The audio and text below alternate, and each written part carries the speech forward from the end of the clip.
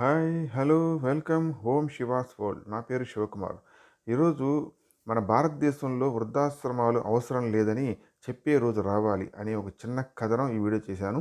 చివరిదాకా చూడండి. మన భారతదేశంలో ప్రతి తల్లిదండ్రులను అందరూ గౌరవంగా చూసుకోవాలి. చివరిదాకా వాళ్ళకి అన్ని అవసరాలు తీర్చాలి. మనల్ని ఎలా చూసుకున్నారో వాళ్ళని కూడా అలాగే చూడాలి.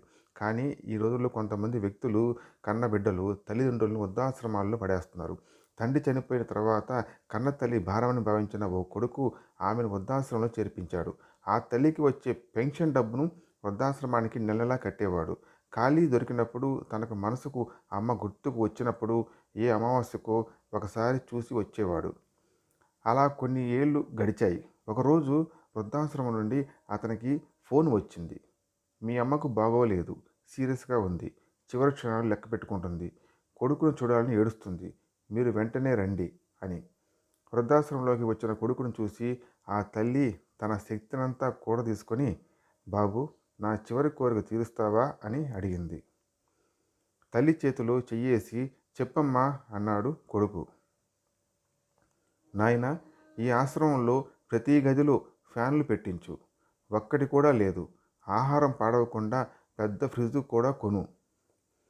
ఫ్రిడ్జ్ లేకపోవడంతో పాడైపోయిన ఆహారం తినలేక కొన్ని రోజులు తినకుండా ఖాళీ కడుపుతో ఆకలితో పడుకున్నాను అన్నది తల్లి. అమ్మ, ఇన్ని రోజుల నుండి ఇక్కడ ఉన్నావు కదా అమ్మ, నేను చాలాసార్లు నిన్ను చూడడానికి వచ్చాను కదా, ఎప్పుడు కూడా చెప్పలేదు, మరి ఇప్పుడు ఎందుకు చెప్తున్నావు అమ్మ అని అడిగాడు.